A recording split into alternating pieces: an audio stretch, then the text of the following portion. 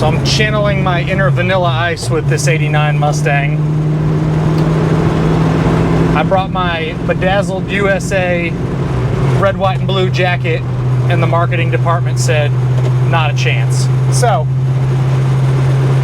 y'all missed out on my spiked up hair and my my bedazzled jacket because the marketing team said no. Regardless, 89 Mustang convertible, GT convertible, excuse me, really is a bone stock car other than your Flowmasters and then your aftermarket 17-inch wheels and tires. No nonsense, 52,000 mile car. It's 52,734. Lines up with the Carfax. Carfax doesn't have any accidents or damage ever reported. Really, really clean car underneath. Floors, frame rails, everything's really nice and solid. It's a super, super dry car underneath. Sometimes when these cars spend time in like up in the north or the northeast, they get exposed to salt. Even if it's a little bit, they'll get some really nasty surface corrosion underneath. This car lived in good states its entire life. No real corrosion underneath, just a good clean car as far as the bottom side goes. And then important on all Fox bodies, all of your VIN tags around the car, front and rear bumper, inside of the fenders, under the deck lid, underside of the hood, and then the bottom side of the doors. All of the little VIN stickers are there. Gave your dad a tag on the inside of the driver's door jamb. All of those match. All of them are where they need to be. Again, the Carfax is clean, title's clean, so no paperwork issues on this car. It really runs and drives like a stock 5.0 should run and drive like. 52,000 mile car again. Motor's got good power. Transmission shifts up through the gears and down through the gears really well. Power brakes and power steering work like they should. Factory heat and AC work like they should. The air blows nice and cold. The AC has been converted to R134A, so if you do ever have to charge it, it's a whole lot easier than finding the factory R12 or the original R12. Cosmetically, the car, really the only changes, like I mentioned before, the 17-inch wheels and tires, they look good on the car. Kind of gives it a little bit more of an aggressive stance, aggressive look. The white convertible top, probably original to the car, goes up and down like it should. No torn spots. There's a couple little dark spots that I can point out to y'all in some photos, but overall the top looks good.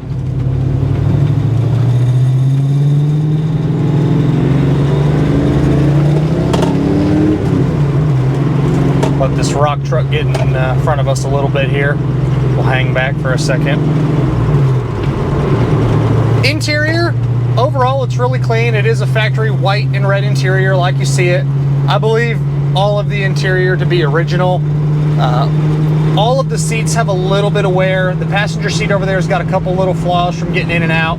Same thing with the driver's bolster over here on the bottom side of the seat. There's a little bit of wear just from sliding in and out on the leather. And then in the back seat on the seat bottom, there's a couple tiny little splits. Overall, it cleans up and it shows well for what it is. Exterior of the car, same thing as the interior. It shows well, but it's got its little imperfections. A couple little spots on the hood that have been touched up. Same thing kind of around the car. For being original, it shows really well.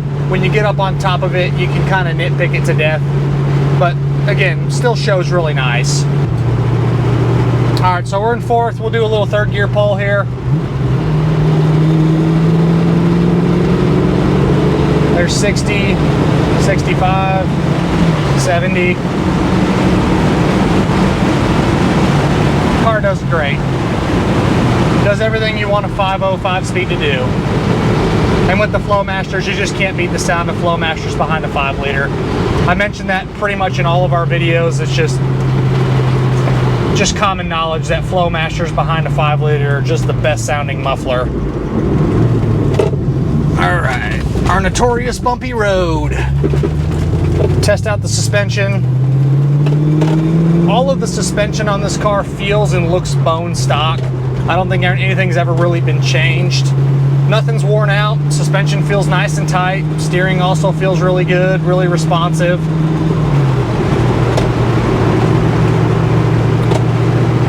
Like most convertibles, you get a little bit of wind noise, but you're probably going to be driving this car with the top down anyway. All of the windows go up and down like they should. Power windows all work. Rear quarter windows open and close like they should as well. I probably shouldn't open the windows with the cameras attached to it, but I didn't knock it off this time, so that's good.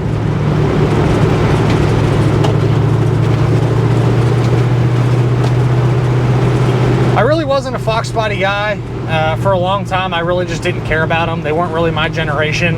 I was born in '93, so cars for me growing up, I was like the 03, 04 Mach 1s, the Terminator Cobras, and I actually personally like the 94, 95 Cobras. It's the last of the 5-liter. But my business partner, he grew up in the era of the Fox bodies. He's got a large personal collection of some Salines. He's got a lot of really rare Salines and a bunch of really cool Fox bodies that I'll probably be showing people at some point. And since I've been doing this with him for a long time, I've kind of developed into a Fox body guy. I love these cars. Best thing about them is they're super user-friendly, really easy to work on, and they make every part and piece for them. From the headlights all the way to the taillights, there's really nothing you can't get. Cheap, easy cars to make go fast. But even as stock 505-liter cars go, they run and drive really nice, and they have enough power for what most all of us are going to do on a daily basis.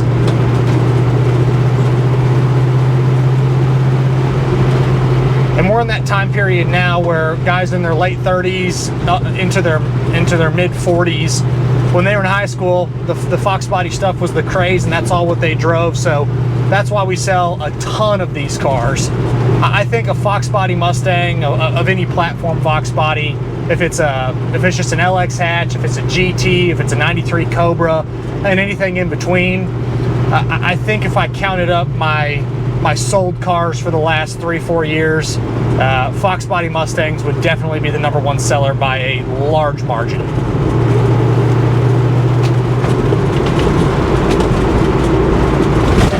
There's a good bump for us.